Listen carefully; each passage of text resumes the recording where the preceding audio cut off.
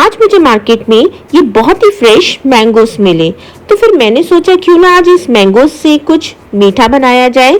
तो आज मैं आपके सामने शेयर करने जा रही हूँ बहुत ही डिलीशियस और इजी डेजर्ट जो है मैंगो पुडिंग, जिसे बनाना बहुत ही आसान है और 15 मिनट में आप इसको बहुत ही इजी मेथड से आप अपने घर पे बना सकते हो। तो आज की ये वीडियो बहुत ही इंटरेस्टिंग होने वाली है, क्योंकि आज मैं आपके लिए एक नहीं बल्कि 2 मैंगो पुडिंग रेसिपी लेके आई हूँ। तो प्लीज बिना स्किप किए हुए इस वीडियो को कंप्लीट देखिए। तो चलिए फिर स्टार्ट करते हैं आज की बहुत ही delicious mango pudding recipe. Hello everyone, welcome back to my channel in Nidhi's kitchen harvest.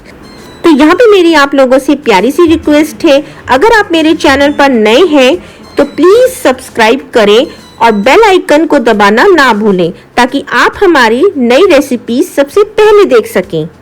Mango pudding बनाने के लिए सबसे पहले मैंने यहाँ पे 2 आम लिए हैं, जिसे मैंने छोटे छोटे पीसेस में कट कर लिया है। अब एक आम को तो मैंने एक बाउल में थोड़े बड़े पीसेस में ही कट किया है, और दूसरे आम को मैंने यहाँ पे थोड़ा सा उससे छोटे पीसेस में कट किया है। इसको हम बाद में यूज करेंगे मैंगो पुडिंग। तो सबसे पहले हम इस आम की मैंगो प्योरी बनाएंगे, जिसे मैंने मिक्सी ग्राइंडर में डाल के पहले से ही ग्राइंड कर लिया था। तो यहाँ पे मैंने थोड़ी सी मैंगो प्योरी एक अलग बाउल में निकाल ली थी, जिसके अंदर मैं यहाँ पे दूध डालूंगी, और दूध डाल के इसको हम थोड़ा सा मिक्स कर लेंगे। इस मिक्सचर को थोड़ा सा हमें पतला ही रखना है। अब इसको मिक्स करके हम एक साइड पे रख लेंगे। अब यहाँ पे मैंने एक कास्ट आयरन की कढ़ाई ली है, आप चाहे तो कोई भी कढ़ाई या कोई भी बर्तन ले सकते हो। अब इसके अंदर मैं 2 कप के करीब दूध डालूंगी, और दूध को हम अच्छे से अब बॉईल कर लेंगे। अब दूध को हम अच्छे से हिलाते रहेंगे ऐसे ही, जब तक कि इसमें एक उबाल ना आ जाए, ताकि जो दूध है वो नीचे ना लगे। अब यहाँ पे हमारा जो दूध है वो बहुत अच्छे से बॉईल हो गया है। अब इस स्टेज पे यहाँ पे हम 1 कप के करीब इसमें चीनी डालेंगे। यहाँ पे मैंने देसी खांड का यूज किया है, जिसे कंट्री शुगर भी बोलते हैं।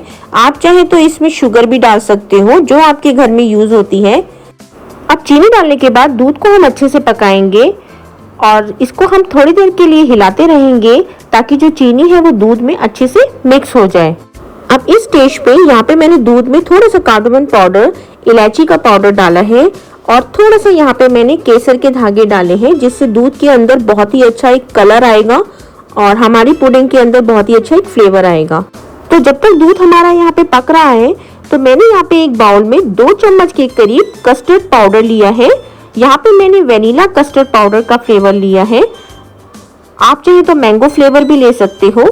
और इसी के साथ यहाँ पे मैंने 2 चम्मच के करीब मिल्क पाउडर लिया है, और इसको हम अब अच्छे से मिक्स कर लेंगे। यहाँ पे मैंने नॉर्मल टेम्परेचर का दूध लिया है, गर्म दूध बिल्कुल नहीं लेना, इसमें नॉर्मल टेम्परेचर का ही दूध लेना है। अब इसमें हम थोड़ा थोड़ा सा दूध डाल के इसको अच्छे से मिक्स करते जाएंगे, ताकि इसमें कोई लम्प्स ना रह जाए, और एक स्मूथ सा पेस्ट बनाएंगे हम इसका। अब जो बाकी का जो दूध है वो भी हम इस कस्टर्ड में डालते जाएंगे, और उसको भी अच्छे से मिक्स कर लेंगे। अब देखिए कि हमारा ये जो कस्टर्ड है वो बहुत ही अच्छे से अब इसमें डिसॉल्व हो गया है। तो अब इस स्टेज पे हम धीरे धीरे इस कस्टर्ड को अपने इस दूध में डालते जाएंगे, और उसको अच्छे से मिक्स करते जाएंगे। साथ ही साथ इसको हम मिक्स करेंगे, ताकि इसमें कोई लम्प्स ना पड़ जाए।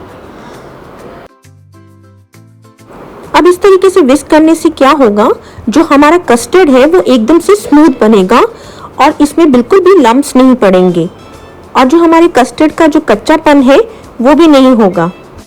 तो कम से कम इसको 4 से 5 मिनट तक हम इसको लगातार ऐसे ही मिक्स करते रहेंगे। तो देखिए अब हमारी जो ये कंसिस्टेंसी है कस्टर्ड की वो गाढ़ी होने लग गई है। तो अब इस स्टेज पे जो हमारा कस्टर्ड है वो बहुत ही अच्छी तरीके से अब बन गया है। अब ये देखिए, इसको इतना ही थिक रखना है, इससे ज़्यादा भी इसको थिक नहीं करना है। तो अब हम अपने कस्टर्ड को एक बाउल में अलग से निकाल देते हैं, और तब तक हम इसकी वेट करेंगे जब तक ये थोड़ा सा ठंडा ना हो जाए। तो इसको हम निकाल के बाउल में इसको हम साइड में रख लेंगे। तो अब थोड़ी देर हो चुकी है, तो हमारा जो कस्टर्ड है वो बहुत ही अच्छे से ठंडा हो गया है। अब इसको हम अच्छे से एक बार फिर से मिक्स कर लेंगे, और अब हम इसमें जो हमने अपनी मैंगो प्यूरी बनाई थी वो अब हम इसमें अब डाल के और इसको भी हम अच्छे से मैंगो प्यूरी डाल के बहुत अच्छे से मिक्स कर लेंगे, ताकि जो कस्टर्ड है वो अच्छे से इस प्यूरी के अंदर मिक्स हो जाए। तो ये देखिए, यहाँ पे मैंने सारी मैंगो प्यूरी अपनी इस कस्टर्ड के अंदर डाल दी है और इसको हम अच्छे से अब मिक्स कर लेंगे। तो चलिए फिर यहाँ पे जो हमारा कस्टर्ड का बेस है वो बनके अभी रेडी हो गया है और बहुत ही अच्छे से अब हमारा कस्टर्ड भी सेट हो गया है। तो चलिए अब हम जल्दी से अब इसको असेंबल करने की तैयारी करते हैं। अब यहाँ पे जो मैंने कस्टर्ड एक अलग बाउल में निकाला था उसको भी हम एक साइड पे रख लेंगे। अब ये देखिए, यहाँ पे मैंने नाइस बिस्किट लिए हैं, क्योंकि ये बहुत ही इजीली से मार्केट में मिल जाते हैं और ये मीठे भी होते हैं थोड़े टेस्ट में और ये बहुत ही अच्छे लगते हैं। आप चाहे तो अपनी पसंद से कोई भी बिस्किट ले सकते हो। तो यहाँ पे मैंने नाइस बिस्किट के 2 पैकेट लिए हैं। तो चलिए फिर इसको साइड पे रखते हैं और असेंबल करना शुरू करते हैं। तो यहाँ पे मैंने एक बहुत ही अच्छा सा ट्रांसपेरेंट सा बेकिंग डिश लिया है। तो अब हमें क्या करना है, हम एक एक बिस्किट यहाँ से उठाते जाएंगे और जो मैंने ये डिप बनाया था इसके अंदर अच्छे से डिप करके इसको हम साइड पे ऐसे प्लेस करते जाएंगे डिश के अंदर। तो देखिए, अब ये एक एक बिस्किट मैंने उठाया है, इसके अंदर डिप किया है और इसको ऐसे हम लाइन से लगाते जाएंगे।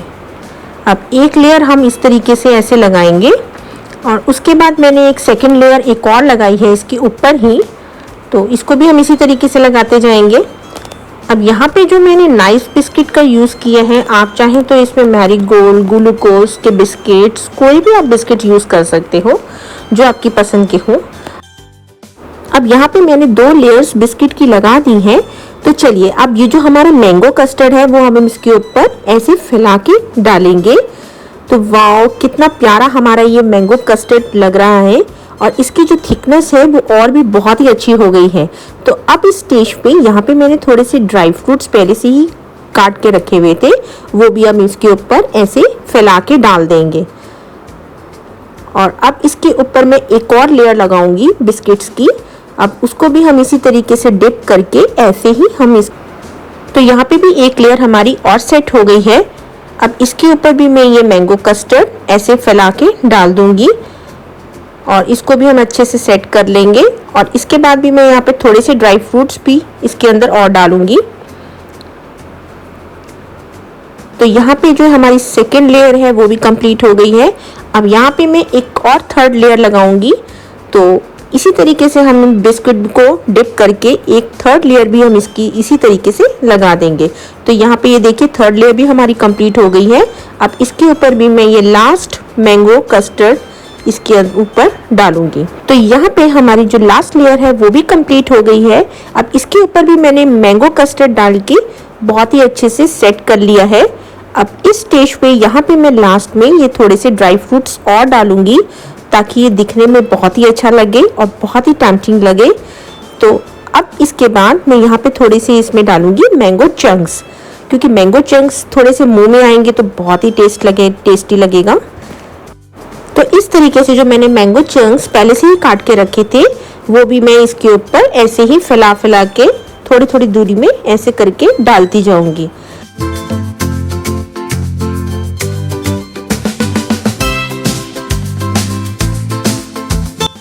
अब लास्ट में मैंने यहाँ पे थोड़े से केसर के धागे डाले हैं ताकि ये दिखने में बहुत ही टेम्पटिंग और ब्यूटीफुल लगे।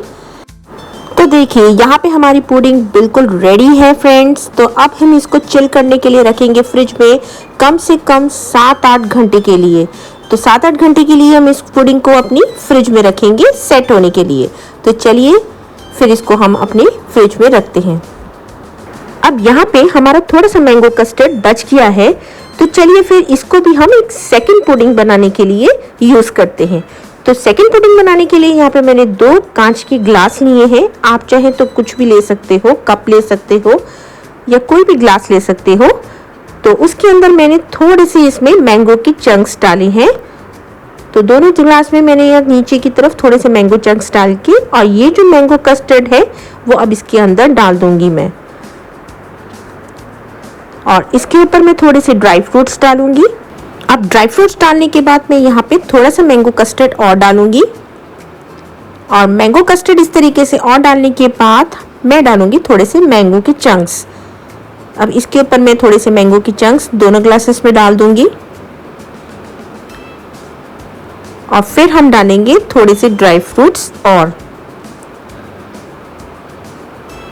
तो यहाँ पे मैंने दोनों ग्लास में थोड़े से ड्राई फ्रूट्स और डाल दिए हैं। अब इसके ऊपर मैंने थोड़ा से मैंगो के चंक्स और डाले हैं।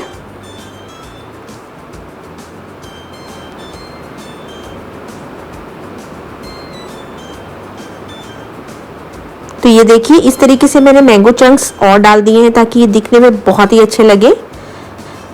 और इसके ऊपर मैं डालूंगी थोड़ी सी टूटी फ्रूटी।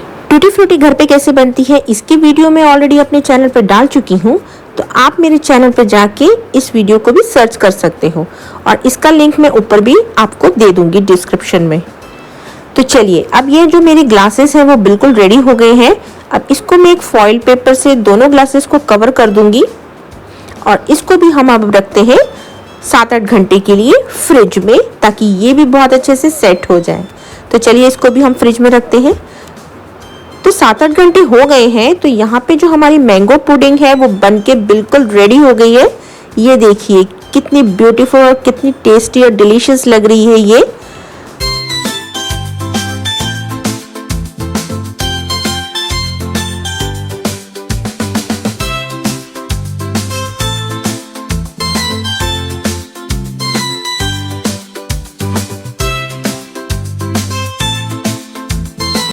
तो चलिए फिर मैं आपको मैंगो पुडिंग को कट करके दिखाती हूँ कि ये कितनी सॉफ्ट और डिलीशियस बनी है। तो ये देखिए हमारी मैंगो पुडिंग यहाँ पे कितनी सॉफ्ट और कितनी इजीली ये बाहर आ रही है। तो चलिए फिर जल्दी से इसको एक सर्विंग डिश में सर्व करते हैं। तो ये देखिए कितनी बढ़िया और कितनी देखने में डिलीशियस और टेस्टी लग रही है ये। और अगर आप इस तरीके से अपने बच्चों के लिए घर पे बनाओगे तो बच्चे भी बहुत ही शौक से इसको खाएंगे। तो यहाँ पे हमारी मैंगो पुडिंग बिल्कुल बन के रेडी हो गई है। तो देखिए कितनी सॉफ्ट और कितनी डिलीशियस लग रही है। तो आप भी इसे अपने घर पे बनाइए और इसको जरूर टेस्ट कीजिए।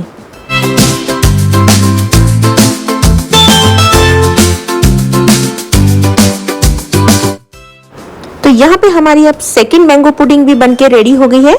तो इसको भी मैंने फ्रिज से निकाल लिया है। अब इसका मैं जो फॉइल पेपर है वो हटा दूंगी। तो ये देखिए कितनी बढ़िया और कितनी अच्छे से ये मैंगो पुडिंग भी सेट हुई है। तो आप भी ये दोनों मैंगो पुडिंग रेसिपीज अपने घर पे कब बना रहे हो कमेंट करके मुझे शेयर जरूर कीजिए। और अगर आपको मेरी रेसिपी और मेरी वीडियो पसंद आए तो प्लीज लाइक शेयर और मेरे चैनल को सब्सक्राइब कीजिए ताकि आपका सपोर्ट मुझे हमेशा मिलता रहे। तो मिलते हैं फिर नेक्स्ट रेसिपी के साथ, तब तक के लिए okay bye bye and good bye.